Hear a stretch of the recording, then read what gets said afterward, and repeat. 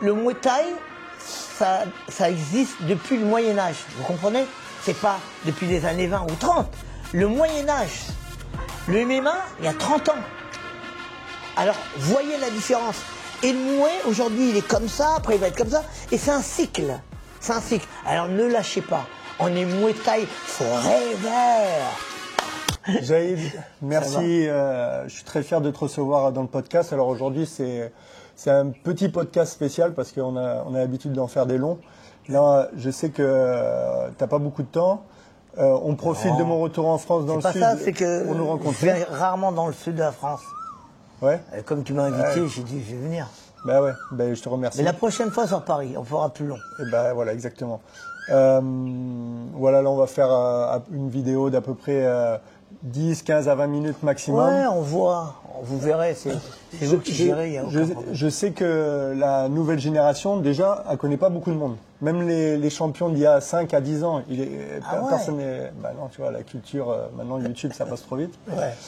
Et alors que toi, tu es un des plus grands champions que la France ait eu quand même, au niveau des titres, au niveau de toutes les disciplines dans lesquelles tu as fait de la compétition. Donc voilà, je voulais te recevoir pour parler de toi. De ma carrière. De ta carrière, et je sais que tu as une autre carrière derrière dans le hip-hop. Ouais. Et moi, je suis de 86, donc voilà, j'ai été bercé par NTM, IAM, la Scred et tout. Donc, et puis voilà, le Muay Thai et le rap, c'est quand même assez lié, quoi. Tout à fait. C'est vraiment un truc incroyable. Donc voilà, j'ai l'habitude de beaucoup parler. Non, mais toi, je sais que je vais te couper, moi. Voilà, alors on va se couper tous les deux. Mais voilà, aujourd'hui, c'est vraiment... voilà, je te lance et si tu réponds à ce que tu veux. Oui, envoie. Voilà. Déjà, c'est cool. Est-ce que tu peux te présenter pour nos abonnés? En gros, nom, d'où tu viens, quel âge et ton palmarès aussi, parce que c'est ça qui met la lumière sur les gens. Voilà, ton palmarès entier dans les sports de combat. D'accord. Mon nom, c'est Jaïd Sedak. Bon, après, j'ai plusieurs surnoms. Guillaume Carner m'a surnommé Little Big Man par rapport à un film, comme j'adore le cinéma. Quoi dire, j'ai plusieurs surnoms. King Jaïd pour d'autres, mais bon, Jaïd, ça ira très bien. Et j'ai commencé la boxe par accident, au début des années 80, c'est-à-dire en 1983, par rapport à une personne qui m'avait emmené... Il y avait déjà du Muay Thai, t'as commencé par le Muay Thai? Oui. Non. C'est-à-dire que en semi-professionnel, c'est le Muay. C'est le Muay, mais j'ai commencé d'abord, j'ai fait du foot comme tout le monde, je pense. Ouais. J'ai fait du judo, et ça m'a énormément apporté parce que j'avais un sacré corps à corps. Et c'est grâce au judo, je pense. J'avais des bonnes assises. Et après, quand j'ai commencé à voir ce fameux championnat d'Europe où j'étais invité pour la toute première fois, où il y avait Kaman, Bafir, j'en passe, Soudaret, Cantabessi, les plus grands de l'époque. J'étais, waouh, j'ai comme un bébé, j'ai dit c'est quoi ça? Et après, de fil. Tu les avais vus en gala? Ah oui, j'ai vu les premiers championnats d'Europe. Ah oui, c'est Ben Labed, okay. Je sais pas si ça dit quelque chose, qui m'avait emmené pour les premiers championnats d'Europe en France. Okay. Il y et toi, tu t'entraînais déjà dans sa salle? Ah non, moi, j'avais rien à voir avec tout ça. Et t'avais quel âge à ce moment-là? Je sais plus, 18 peut-être, je sais plus. Ah, t'as commencé tard? Ah, très tard. Okay. Moi, j'ai commencé la boxe la boxe pied-point. Parce que quand je dis la boxe pied-point, parce que j'ai commencé par le Muay Thai, la boxe thaïlandaise, parce que quand je dis le Muay Thai et la boxe thaïlandaise, c'est deux choses vraiment différentes. Parce que quand tu boxais en Europe, ou en France, ou n'importe où, c'était la boxe thaïlandaise, ça n'avait pas droit au coude. Et c'est très important ce que je dis. Il n'y avait pas de coude.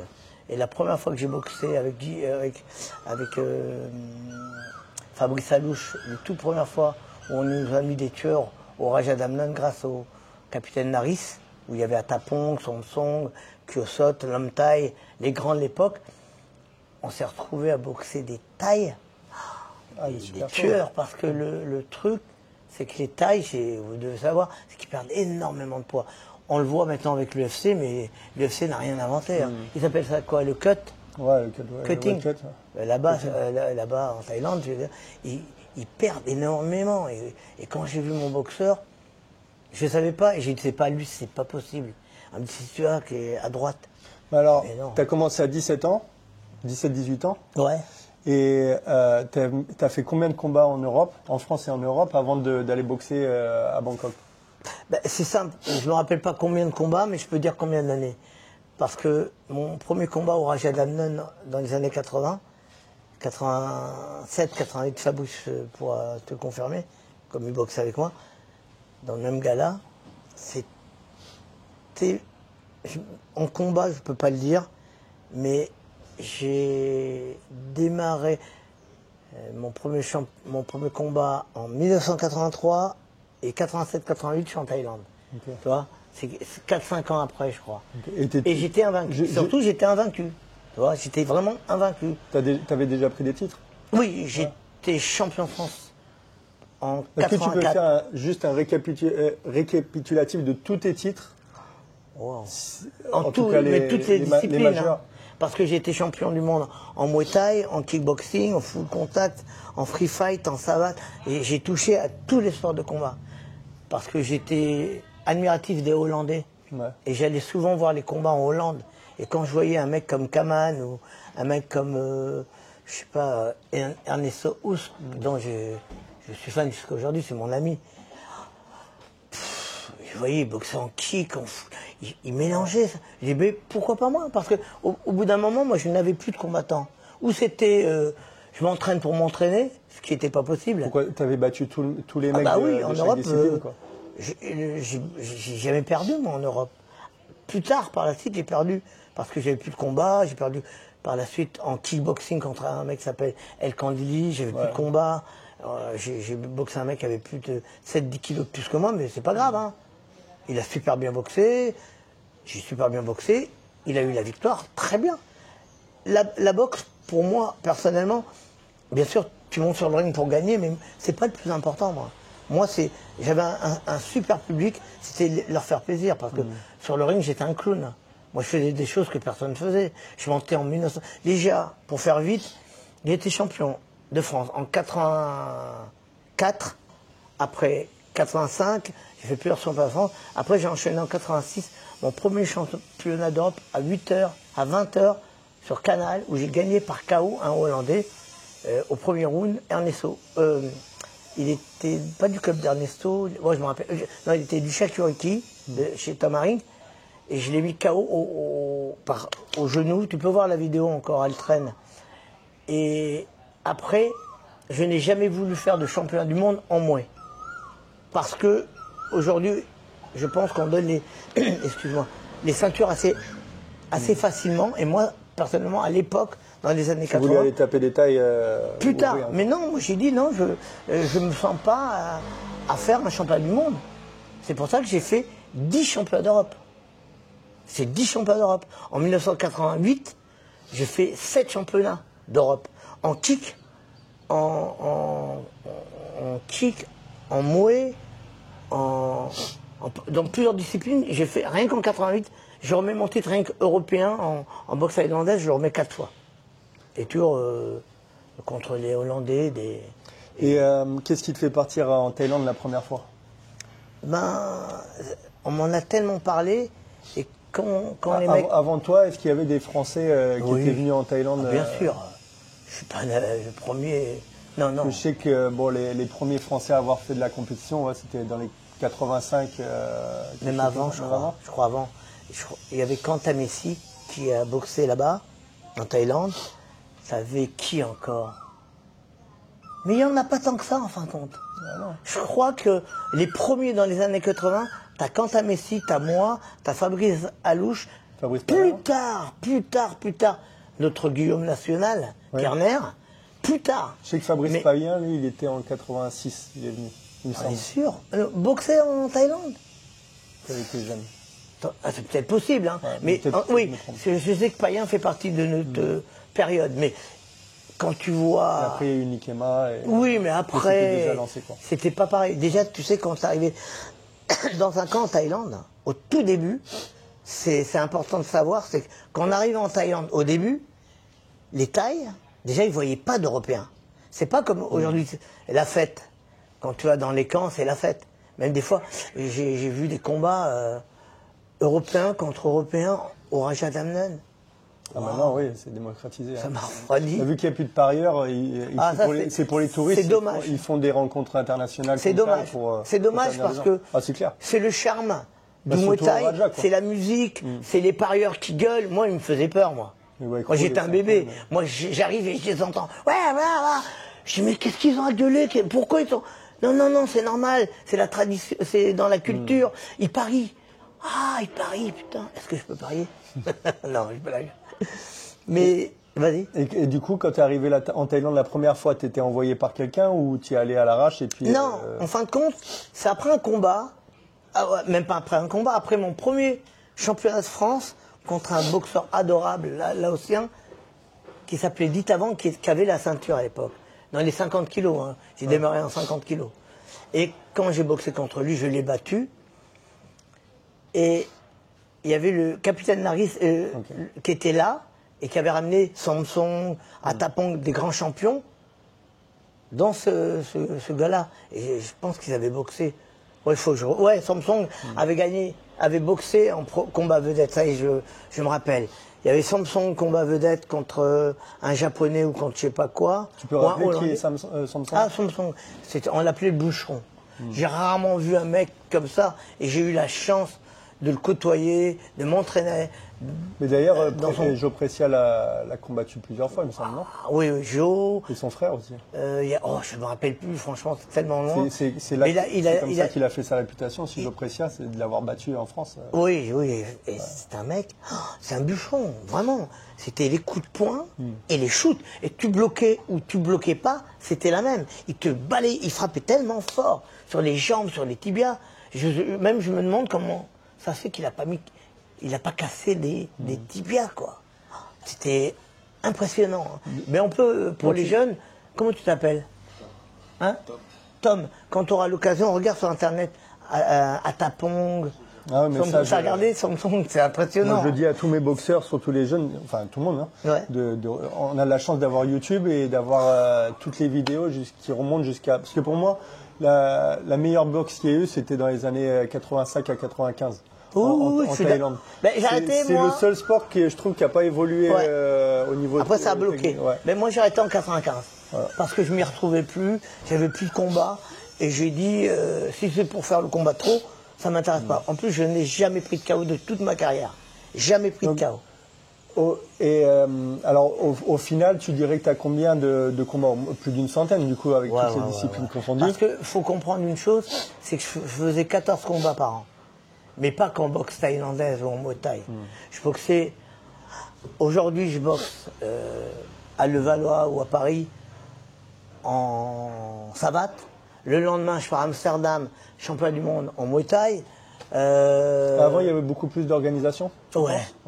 C'était différent. Avec plus d'organisation. Je pense qu'aujourd'hui, c'est axé... En fin de compte, les organisations sont beaucoup captées par rapport à ce que font les Américains avec l'UFC. C'est beaucoup le business. Bien sûr, il faut manger.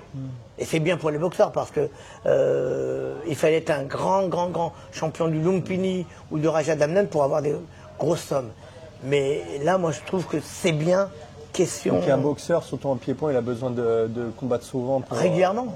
Moi, quand j'entends qu'un boxeur faisait 1 à 2 combats dans l'année, de l'année. Surtout s'il prend un Thaï qui lui boxe tous les mois, quoi. Mais de l'année, les Thaïs, moi je me rappelle, ils boxaient, une semaine après ils boxaient. J'ai même vu des fois des boxeurs boxer dans un stade et aller dans un autre stade dans la soirée et refaire un autre combat. Fabrice Paya me disait que voilà, le matin il faisait un combat à Orléans et le soir il boxait à Paris. Tu vois, c'est ça. Moi je boxais. Et il a fait 200 combats comme ça. Oui, je boxais à Paris. Le vendredi, le samedi, et ça, en fin de compte, tout ce que je dis, il y a toujours une preuve. Je ne vais pas te dire non, mais tu es assez reconnu. Non, mais quand même. Par exemple, quand je suis arrivé après mon combat du vendredi, le samedi matin, à midi, j'arrive à Amsterdam pour le championnat du monde contre un tueur qui s'appelait Brito. C'est Clovis qui vient me chercher. Donc Clovis qui vient me chercher et qui est là, et lui-même, il était étonné. Il me dit, mais quelques jours avant, tu vas boxer, un jour avant ton combat. Il me dit, t'en es sûr? Mais tu te blessais pas, tu avais un style qui faisait que... Non, parce que je courais, moi, après les combats. Ouais, C'est-à-dire que quand je finissais mon combat, je me lavais les dents à cause du machin qui était... je me lavais les dents, après j'allais faire un footing. Et je sais plus qui m'avait vu, mais attends, tu vas courir? Je dis oui, c'est pour le sang. Parce que je boxais souvent au pied levé, on m'appelait, allô, dans 5 jours, il y a un combat au Japon qui vient de s'annuler, le mec nanani, mais il est au-dessus de ta catégorie. Ouais, ok, combien? Puis le fait que tu sois dans plusieurs disciplines, ça t'a créé aussi un style qui te permet de t'adapter à tout et de surprendre le style même que... Mais tu as tout à fait raison. C'est que quand tu boxes pour la toute première fois, tu es un mec du Muay où j'avais le corps à corps, les saisies, et j'étais vraiment corps à corps. Hein. C'est pour ça que c'est quoi ton arme spéciale? Ça a changé au fur des années et surtout au fur des compétitions. Parce que je ne savais pas que, tiens, demain, l'organisateur me propose un championnat d'Europe en Allemagne ou un championnat du monde je ne sais pas dans quel pays d'Europe. Je ne savais pas, moi. Et la première fois qu'on vient me voir, c'est avant que je parte en Thaïlande, la toute première fois, il y a une personne qui vient me voir, un mec du full ou du kick qui s'appelle Emmanuel Essissima et qui me propose mon premier championnat de France en kick. Et les gens qui géraient ma carrière, qui n'étaient plus Roger Pachi parce qu'il avait arrêté. Tu as commencé avec Roger Pachi? Ouais, Roger. Non, avec Belloni, au Belloni Gym, mais c'est une mauvaise expérience. Très mauvaise expérience. J'en garde pas des bons souvenirs.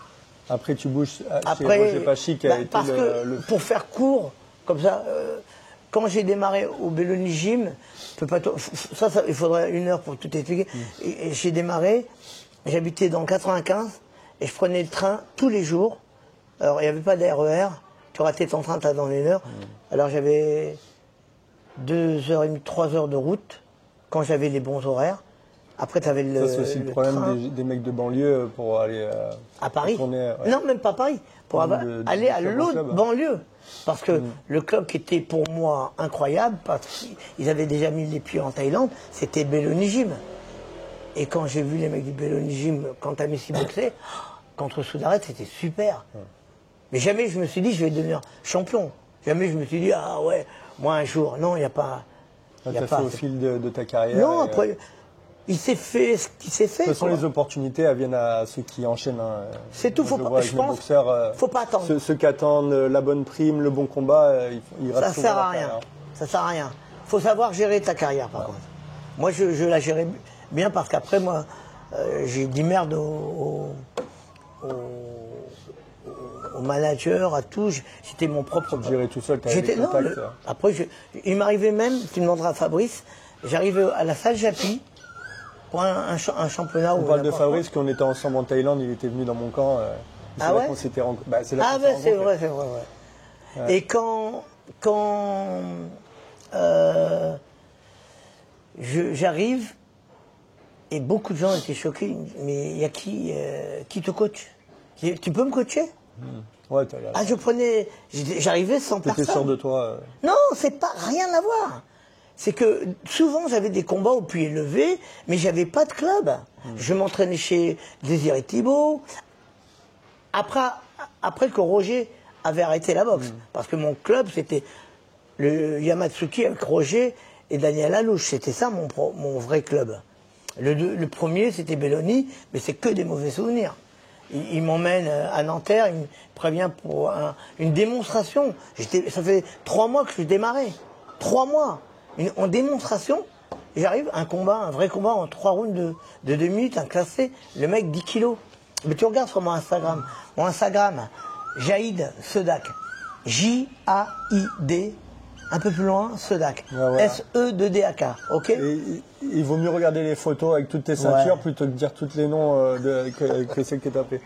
Et alors, pour finir sur ta carrière, tu as quand même battu, enfin en tout cas, parce que nous, nos abonnés, c'est surtout des mecs du Muay Thai. Et, Mais ils connaissent cette période, notre période. En tout cas, tu as quand même battu Ipi Singmani. Ils m'ont volé. En fin de compte, oui, oui, tout le monde le Singmani, il est dans le, comment on appelle ça, le panthéon de la, voilà, dans le top 10 du panthéon des boxeurs.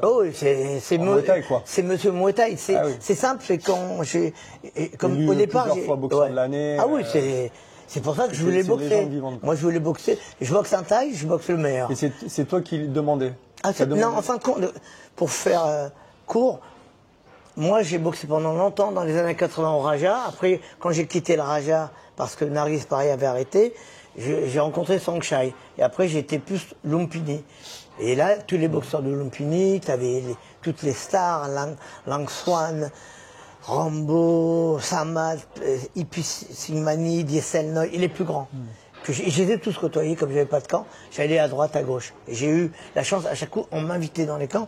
Et c'est vrai que quand j'ai boxé Ipi au départ, tout le monde a rigolé, il y avait l'attaché de presse et il y avait les contrats et Songchai dit bon bah écoute, tu vas boxer Rambo à Amsterdam. J'ai dit non, j'ai encore l'affiche et on voit ma tête, que des Hollandais, que des grands tailles et le seul Français c'était moi. Et il me dit bon bah tu vas boxer Rambo en Hollande au départ à Amsterdam. Je lui dis non, devant la presse. Il me dit comment ça non? Je dis non, ça ne m'intéresse pas. Je veux boxer Ipi. Ah, tout le monde rigole. Ouais, Ipi, d'accord. Il dit ouais, je boxe Ipi, sinon je boxe pas.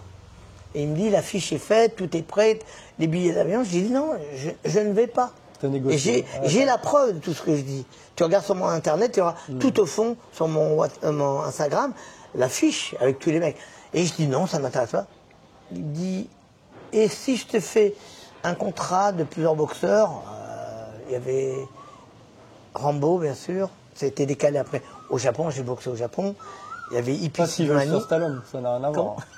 Rambo, excuse-moi, ouais, Rambo, Pansori, c'est un taille qui avait un cœur. Je crois qu'il en avait même 2-3, parce que j'ai jamais vu un boxeur. Ça sonne, foncé comme moi. Et quand il montait, il arrivait avec le drapeau, avec une tête de mort. Tu dis, waouh, où je suis là? Dans quelle galère j'y étais?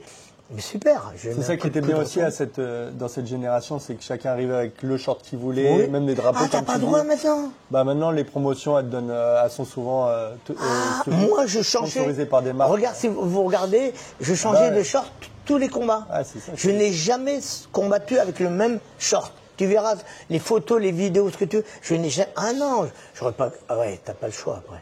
Ah ouais, toi, ça a changé. Du coup, Ipi, tu le boxes où? En France. En France, parce qu'il y avait plusieurs. Il y avait Ipi en France, Rambo à Tokyo. Kaluat, je devais le boxer, je sais plus. Kaluat, pour moi, c'est le plus grand de tous les temps. Hein. Ça aurait été génial que tu sais comment ça s'est fait avec Kaluat? Et il peut le dire, si tu connais quelqu'un qui peut lui faire le translate, on dit, comment on dit la traduction. Et on est avec Songchai et tous les journalistes. Et Songchai dit, tiens, monte avec Kaluat. C'était après que t'es pris Ipi. Non, c'est... Ah oui, excuse-moi, oui, tu vas comprendre pourquoi. Et il me dit, ben, tu vas faire une petite démonstration avec Kaluat, technique. Je monte sur le ring, Kaluat, respect, j'ai fait respect. Kaluat, je suis fan, mais je ne montre pas. Il me dit, Jaïd, s'il te plaît, doucement, il me dit, n'envoie pas de front kick au visage. Là, quand il m'a dit ça, j'ai gagné. J'étais respecté par les... Quand tu as une légende qui te dit, ne me mets pas un front kick au visage, parce que personne avait fait ce que j'avais fait à Ipi. J'ai mis front kick au visage. Parce qu'au départ, il joue et il met un shoot pendant que je suis par terre. Après, il fait, oh, excuse-moi. Il dit, attends. Tu vas voir. Et là, en avant, regarde le combat et hop, je feinte. Boum, je mets les tailles sont... Waouh, il y avait énormément de tailles qui étaient venues avec Songchai. Ils n'ont jamais vu ça. Je mets un high kick sauté. Tu avais fait festival. C'est un festival. Et quand je suis arrivé en Thaïlande, je te jure, depuis ce jour-là, ils m'ont mis un tapis rouge. Dans les journaux, tout le monde lisait les journaux. J'étais, sans me la raconter, j'étais le roi du Muay Thai étranger. Des pas thaïlandais, étrangers. Ils me respectaient grave. Et tous me disaient, parce que comme je tournais dans tous les camps, un coup je pouvais être avec Samat, dans le camp de Samat et Ah, contre tout le monde la te nuit. connaissait, quoi. Un coup, j'étais dans le camp de Lang Swan, qui était mon grand poteau. Un coup avec Vientiane Noy. Un coup avec, je sais pas... J'ai côtoyé, j'ai la chance de vous dire que mon époque est magnifique et j'ai côtoyé les plus grands. C'est comme si que les jeunes d'aujourd'hui, comme tu m'as dit ton prénom, excuse-moi. Tom. Ton prénom? Tom. C'est comme si que Tom, aujourd'hui, va s'entraîner avec, je sais pas, on va dire, donne-moi des noms, Superlek, Superball, un tel, et tout le monde l'accepte. Tu te rends compte le bonheur pour un gamin comme moi? C'est magique. Tu avais quel âge à ce moment-là? Ouais, 19, 20. Ah ouais, t'étais encore... Ah oui, j'étais un marmot, ouais. Et tu vois, moi j'ai arrêté tôt la boxe. Hein. J'ai commencé en 95, et j'ai commencé en 1983, et en 95, je ne me retrouvais plus, l'ambiance de la boxe en France, les fédérations qui me prenaient la tête, et c'est ça. Alors, on en vient à la deuxième partie. Ouais. Ton après-carrière. Alors, comme tu dis, t'as quel âge? 23 ans, 25 ans? Non, Comment t'arrêtes à quel âge? Compte, j'ai commencé à 19 ans, on va dire 19 ans, 18-19 ans, en 1983, tu comptes, j'ai arrêté en 95. J'ai fait, je crois, 13 ans de boxe, et après j'ai dit bon, donc tu décides de raccrocher les gants. Oui. Tu passes pas entraîneur, tu coupes directement avec... Est-ce que tu avais déjà fait comment dire, la transition avec un autre monde? J'étais un breaker, et j'adore la danse debout. Et du coup, tu rentres dans le monde du hip-hop en même temps que celle de la boxe. En fait. C'est ça qui est incroyable. Et on va dire un an après. C'est-à-dire j'ai démarré en 83, en 84, j'y vois un interclub où moi j'étais un bébé. J'étais, quand je dis rien, j'avais pas ma carrière, j'étais un classé. Et là, je rencontre, on a sympathisé, moi je leur ai apporté la danse, la boxe, et eux ils m'ont donné la danse. Et Scalp, et lui il est devenu champion de France en boxe thaïlandaise quand même. Ouais, c'est pas rien. Et même Solo aujourd'hui, c'est un champion des MMA. Hein. Et Solo qui était le chanteur de Assassin. C'est ça. Avec Rockin' Squad, c'est le. Ouais, Rockin' Squad qui est mon grand poteau, ouais. Rockin'. Et précurseur du rap, et aussi je sais lui il fait du jiu-jitsu. Qui Solo. Oui, il a été champion d'Europe vétéran. Oui, il est très bien. Et du coup, alors tous tes voyages, parce que tu vas aussi beaucoup aux États-Unis avec la boxe. J'ai boxé à Phoenix. J'ai été partout, à Las Vegas. Si je te dis les états que j'ai fait... plus la boxe qui t'a fait connaître, parce que je sais que tu as été tes potes avec beaucoup de célébrités du rap US, même du cinéma avec Mickey Rourke qui est ton pote. Johnny Depp. Johnny Depp. Mais alors c'est la boxe ou c'est le hip-hop qui te fait rencontrer ces gens-là? C'est grâce à la boxe. Grâce à la boxe. Franchement, c'est grâce à la boxe. Parce que tu rencontres Ice-T. C'est le premier gangsta rap. Oui, le premier. Lui, j'ai rencontré. NWA. Ouais, c'est ça. J'ai rencontré en 1983 lors d'un concert où des amis organisaient. En France. En France, à l'Élysée-Montmartre. Ouais. Et si c'était pas eux, j'aurais jamais rencontré. C'était un mec très froid. Ah oui, non, mais moi je te dis, au départ c'est très froid, mais comme il aimait la boxe, quand tu dis boxeur, ça t'ouvre aux États-Unis, ça t'ouvre les portes. Moi, quand je m'étais embrouillé avec Johnny Depp, je me rappellerai tout le temps, c'est dans un restaurant très connu à Paris, on va faire court, on leur fera je raconterai plus longuement. Quand il a appris que j'étais champion de boxe, parce qu'au départ, il a été très arrogant, et moi j'étais avec une amie, j'ai dit prends tes affaires et prends un taxi, je te rejoins, j'ai quelque chose à régler. Parce qu'il était attablé, il m'avait hyper mal parlé. Je fais court. Hein. Et là, j'étais le voir, je lui dis alors. Il s'est raconté quoi. Arrogant. Et là, j'étais le voir, je lui dis alors, t'as toujours quelque chose à me dire? Là, il n'a pas dit un seul mot. En même temps, quand ton nom de famille, ça veut dire pédale. Comment? Depp, Johnny Depp. Non, faut pas. Non. Je rigole. Et ce qui s'est passé, c'est que par la suite, je l'ai revu à Paris. Et j'ai dit, un jour ou l'autre, je retombe dessus, mais jamais. C'était quand même une méga star. Et là, je revois, comme j'étais un mec qui sortait énormément, je sortais beaucoup. Et toi, tu es connecté beaucoup avec le monde. La nuit, je sortais. Et là, je tombe sur lui. Et là, on me dit, il y a Johnny Depp. Et là, je tombe sur lui. Et il est là en train de trembler. Et c'était des trucs VIP, tu rentrais pas comme ça. Et là, tout de suite, il vient me voir. Il avait appris que j'étais champion. Il vient me voir, bedonnant, mais pas méchant. Il me dit, en français, s'il te plaît, excuse-moi, j'étais un gros con. Et quand Ouais, après, quelqu'un me rentre dedans, il me dit non, t'as tort et tout, là, je vais m'énerver. Mais là, quand t'as quelqu'un qui arrive, qu'il soit Pierre-Paul Jacques, je m'en fous, et qui vient et reconnaît la faute, je dis, mais merde, non, je lui dis, comme un con, je dis, non, c'est pas toi, c'est moi. Je lui dis, merde, qu'est-ce que je lui dis, merde, apprendre à sympathiser. Pardonnez. Comme mais ça, toi, le mec. T'es vraiment pote avec Mickey Rourke. Ce qui est fou avec Mickey Rourke, c'était une énorme star à Hollywood dans les années 90. En l'air, et à un moment donné, il décide de stopper sa carrière qui montait pour la boxe, pour faire des combats de boxe. Alors il se met avec Freddy Roach, l'ancien Ifino, je crois même la salle de Freddy Roach. Ah, c'est possible. L'entraîneur de Pacquiao. Ouais. Et il décide, je crois qu'il a 12-13 combats. Alors il y a des trucs organisés, c'est pas des combats de comme l'année dernière en Russie. Oui, voilà. Mais le mec quand même décide de se faire casser la gueule parce qu'après il y a eu beaucoup de chirurgie esthétique parce qu'il s'est fait casser le nez, trucs, moi les je te dis la chance, alors que c'était le beau gosse d'Hollywood. J'ai des photos où j'ai connu quand on n'est pas marqué. Ouais. Beau gosse, on est dans une salle à Los Angeles, tu vois la tête, t'as Iverla ce qui est derrière. Et ça prouve qu'il a, enfin moi je le connais pas, hein, tu me diras, mais j'ai pas l'impression que du coup que ça soit un mec vraiment qui se la raconte. Non. C'est un mec terre à terre. Alors je vais t'expliquer. Je connais des comédiens français, beaucoup d'arrogants. Et je peux te dire que les comédiens de France, pas tous, hein. Et j'ai des grands poteaux comme Checky Cario qui est vraiment mon gars. C'est vraiment quelqu'un que j'aime vraiment. Vincent Lindon. Super acteur, et il y en a d'autres. Excusez-moi les autres, mais il y a plein de comédiens qui sont magnifiques. Mais les Américains, ils ont quelque chose que les Français n'auront jamais. La classe. La classe. Bon, on l'a eu avec Belmondo. Non, je parle pas de ça. Je parle pas de ça. Des grands comédiens. Ouais. Je parle pas en tant qu'acteur. Belmondo, j'ai rencontré magnifique. Non, je parle pas de ça. Je parle de mecs. Ça racontait. Jamais. On marche avec Mickey Rourke, pour aller au studio pour un truc photo avec Karaté Bushido.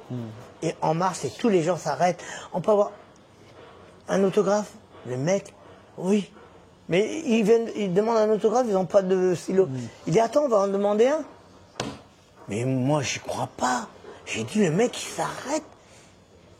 Ils ont passé, bah écoute, tu me demandes un autographe. Ça aurait été un Français, ouais, j'ai pas le temps. Ouais. Combien de fois je l'ai vu? Combien de fois j'ai vu des... Je donnerai pas les noms parce qu'ils vont se reconnaître, des arrogants, même des mecs dans le rap, des stars du rap, arrogants avec leur public. Ben, on en vient à ça. Je sais que tu as été producteur de rap à un moment donné. J'ai produit un... Est-ce que tu veux en parler? Oui, c'est une fierté pour moi. Parce que c'est pas un album que j'ai fait. Tu as quand même produit J'ai produit tout le monde. Les tops, quoi. J'ai produit Solar. J'ai eu il y a quelques jours au téléphone. Claude, Solar. J'ai produit Cheb Khaled. Et j'avais mélangé rap et rail. C'est le premier à faire le mélange hip-hop. Rap rail.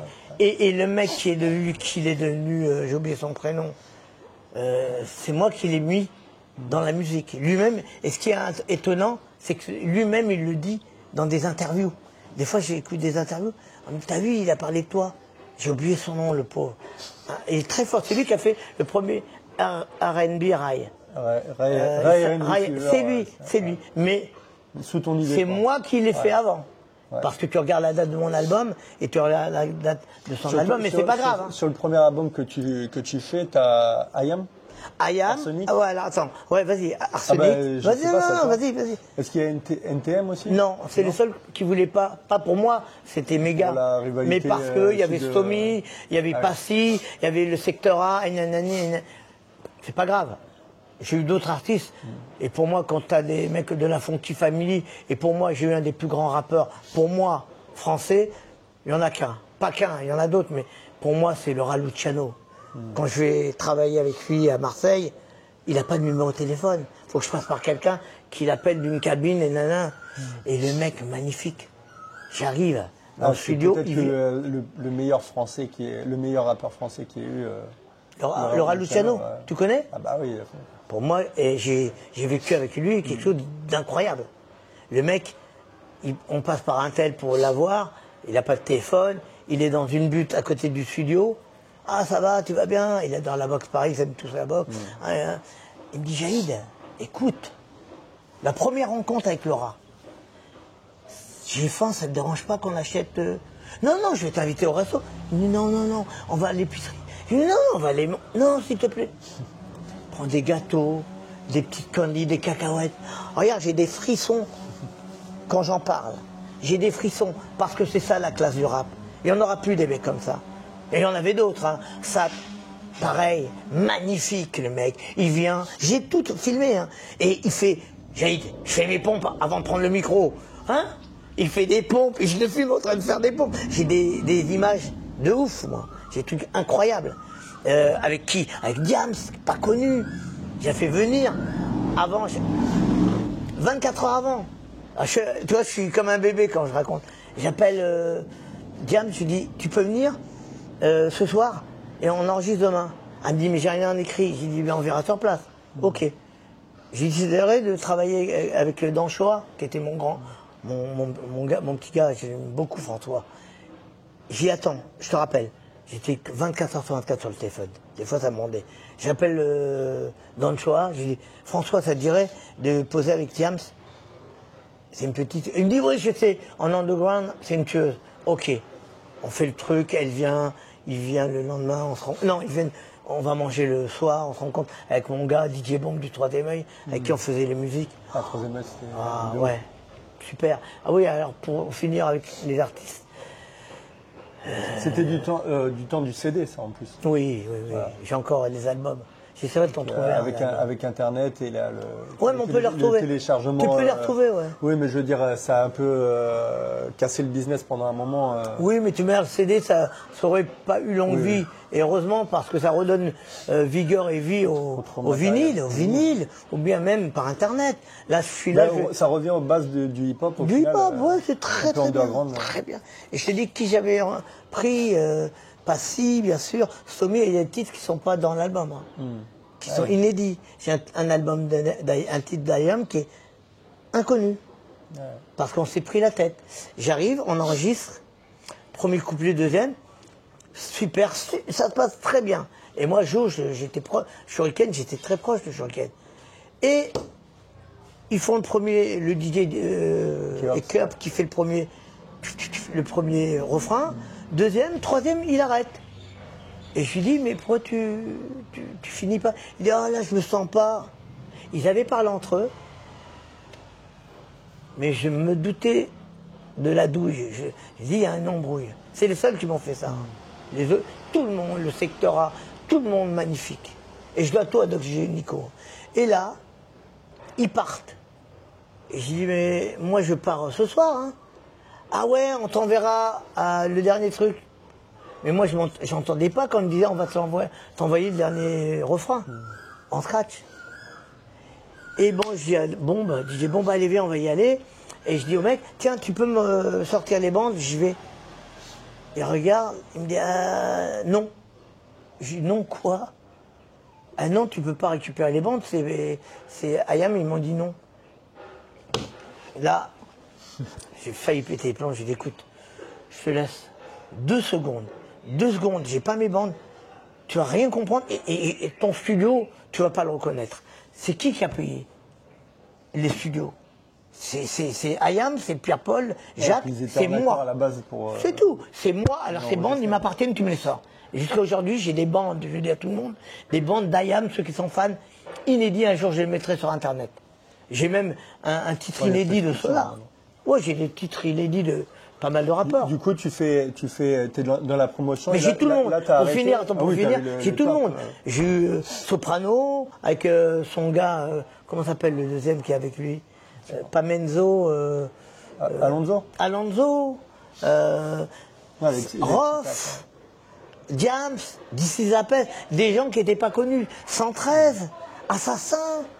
J'ai eu les plus grands Pete Bacardi. J'ai eu mon album, il y avait 18 titres, sans compter les autres que je ne pouvais pas mettre et que je comptais mettre sur un truc spécial. J'ai d'autres titres inédits, surtout le titre inédit d'Ayam. Et il déchire.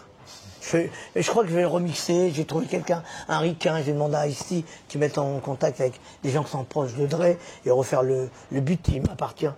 Je vais rencontrer Dr. Dre? Non, j'ai rencontré Biggie. Okay. Et c'est pas ce qu'on dit. Hein. Tout ça, c'est les gros mensonges qui le montrent agressif. Ouais. C'est pas vrai du tout. J'étais à son anniversaire avec un mec qui s'appelle Bando, qui est mon gars, c'est mon frère, quoi, un grand graffeur. Et sa nana. Ah, Bando, oui. Bah, Bando, ouais, c'est mon frère. Hein. Il est riche, je suis pauvre. Ah, mais bon, il a payé aussi la RATP. Je suis musulman, il est juif, tu vois. Ouais, c'est plus gros graffeur. C'est lui qui a porté le graffiti en France. Hein. Et maintenant, il est dans les, comment on appelle ça, les musées, pas les musées, mais les galeries d'art. Ouais, ça. Mais il n'a pas besoin de ça, lui. Ouais. Il n'a vraiment pas besoin. Et on disait quoi? On parlait de... Du coup, tu es dans la promotion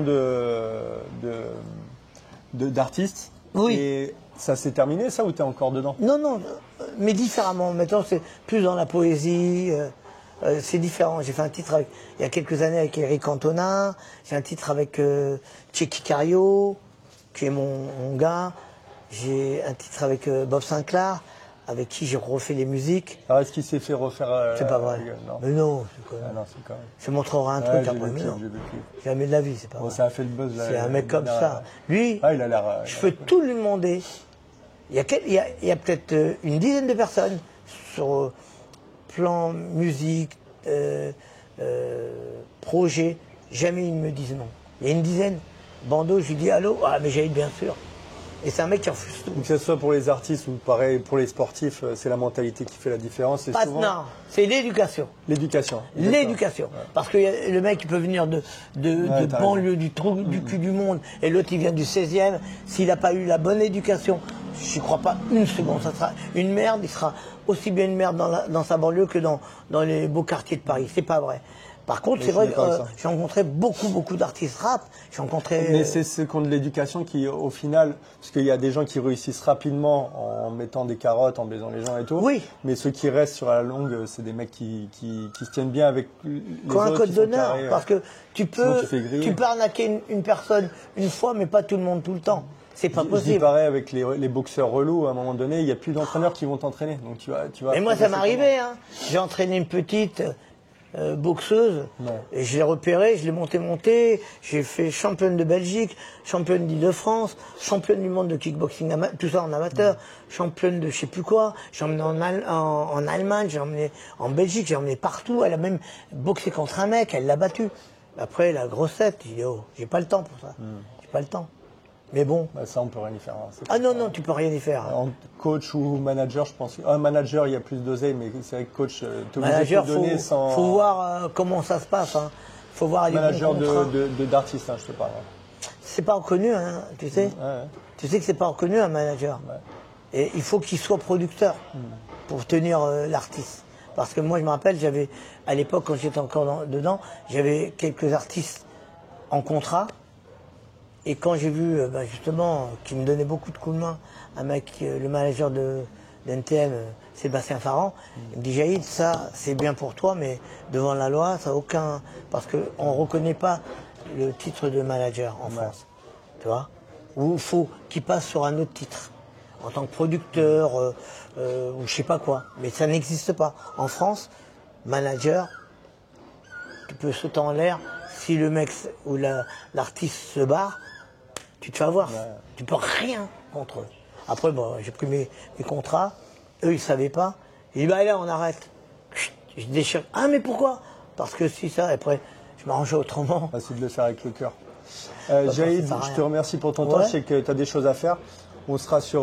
moi, en tout cas, je vais remonter sur Paris dans pas longtemps. Bah oui, ça fera l'occasion de faire une plus longue vidéo parce que tu as vraiment... On se posera. Là, au final, même si c'est peut-être 30 minutes, c'est... pas grave. Pour résumer ta carrière, tu es un des plus grands champions français. Tu as fait le tour du monde. Tu as eu plusieurs vies. Ouais. Et donc, voilà, si tu veux en reparler dans une autre vidéo, je serais content de la faire avec toi. Mais une chose qui serait bien, c'est que c'est vrai qu'aujourd'hui, on parle beaucoup de boxeurs. Il y a beaucoup de boxeurs. C'est vrai, incroyables, qui sont reconvertis. Moi, je ne me suis pas reconverti dans l'entraînement direct. Hein. c'est pas direct. J'ai pris du temps et certaines personnes m'ont dit ah ça serait bien. Et surtout un jour ma nana me dit ah tu devrais franchement c'est t'as le truc non mais même t'as le truc avec les gens le partage pas forcément le partage que de la technique. C'est pour ça aujourd'hui certains boxeurs sont connus mais pour moi je les considère pas comme des grands boxeurs parce qu'ils ont été connus grâce à Internet. Mais sans Internet ils n'existent pas. Ils n'ont pas eu le quart de ma carrière. La longévité et aussi les noms que tu prends, des boxeurs, des adversaires que tu prends, quoi. Et surtout, je parlais avec Robert, un Thaïlandais qui était en France, et qui est rentré il n'y a pas très longtemps. Et Robert le disait dans le club, il disait la carrière de Jaïd, sans me vanter, il a boxé les vrais top 10. Ah oui. Et lui disait, il était à une certaine catégorie, il dit, non, on n'était pas considéré. Déjà, le ranking, les 100 premiers, c'était déjà des tueurs, quoi. Donc, ah ouais, nous, moi, dans ma catégorie, combien il y en avait? Je parle juste du Lumpini, hein. Je parle que des boxeurs de Lumpini. Je parle même pas des boxeurs de Raja. Rien que les boxeurs de Lumpini, je t'en donne 5. Ipi, Rambo, Toto, Kaluat et Vanciano. Et tu vois, dans ces catégories, que des tueurs. C'était choquant. Tu te rends compte? Et si moi, j'aurais voulu faire comme aujourd'hui, certains font une carrière en Thaïlande, ils n'auraient jamais pu à mon époque. C'est pas possible. Ah ouais, ça, parce que les boxeurs qu'il y avait à l'époque, c'est pas les mêmes boxeurs. Je dis pas que c'est pas bien. Il faut évoluer avec son temps. T'as Rotang, t'as la culture a changé aussi en Thaïlande. Ils sont moins basés sur le Muay. Il y a moins d'argent aussi. Et puis vu qu'il y a moins de... Dans le One, il y a de l'argent. Oui, à part le One, mais il y a 100 000 boxeurs en Thaïlande. Donc au final, combien il y en a au One qui prennent de l'oseille? Et puis il y a moins de parieurs. Les parieurs, ça dommage, a des mauvais côtés peut-être. Mais pourquoi mauvais côté? Parce qu'ils ont pu mettre la pression, ils peuvent mettre la pression, arranger des fights, mais ils mettaient tellement une pression que ça boostait. Ça dépend en quelle année. Moi, je sais qu'à l'époque, quand on était avec Fabrice, nous, c'était une ambiance folle dingue. On était là, ouais, gueule. Au départ, ça m'a fait flipper. Ouais. Après, j'ai vu la musique. Mais cette ferveur-là, c'est ça qui fait que les mecs, ils lâchaient pas. Ouais. Ah bah oui, moi, avec la musique là, aussi. En Raja, le mec, le taille qui perd 2 rounds, le troisième, il va pas faire l'effort. Alors que s'il y a des parieurs derrière qui mettent de l'argent, le mec, il va se bouger. Mais c'est, en fin de compte, ceux qui faisaient la pluie et le beau temps, c'était les parieurs, parce que, à part gueuler, entre eux pour payer, quand t'avais les types, t'entendais d'abord les parieurs et tout leur Raja, l'ambiance de fou. Ou le Lumpini, mais c'était, quand ça arrive d'Europe pour la première fois, ça fait flipper. Parce que t'as pas ça en France. En France, allez, vas-y, envoie-moi le camembert. Non, je rigole. Non, tu vois, c'est autre chose. Merci Jaïd, ça m'a fait plaisir. Et on va se revoir bientôt. Ouais, avec grand plaisir. Est-ce que tu as le mot de la fin, un message à passer, des gens à remercier ou nous dire ce que tu veux au final? Non, déjà, de voir des personnes comme toi passionnées et d'autres personnes qui ont toujours l'âme, Fabrice, Guillaume Kerner, Ben Labette, et j'en oublie, Bafir, et c'est des mecs qui sont encore, même s'ils ont leur boulot, ils sont encore passionnés. Mais on n'aura jamais la magie qu'on a eue. C'est pour ça. Mais peut-être un renouveau. Oui, un jour. Quelque chose de nouveau, c'est un cycle. Écoute, la vie, c'est un cycle. Mais le Muay Thai a tout pour plaire aux gens de toute façon. Mais tu sais, il faut comprendre que, par exemple, le MMA, ça existe depuis quand? 30 ans. 30 ans. Ouais. Le Muay Thai, ça existe depuis quand? C'est ça ma définition pour tes auditeurs. 1500 ans, si tu veux. Alors écoutez bien. Le Muay Thai, ça existe depuis le Moyen-Âge. Vous comprenez? C'est pas depuis les années 20 ou 30. Le Moyen-Âge. Le MMA, il y a 30 ans. Alors, voyez la différence. Et le Muay, aujourd'hui, il est comme ça, après il va être comme ça. Et c'est un cycle. C'est un cycle. Alors, ne lâchez pas. On est Muay Thai forever.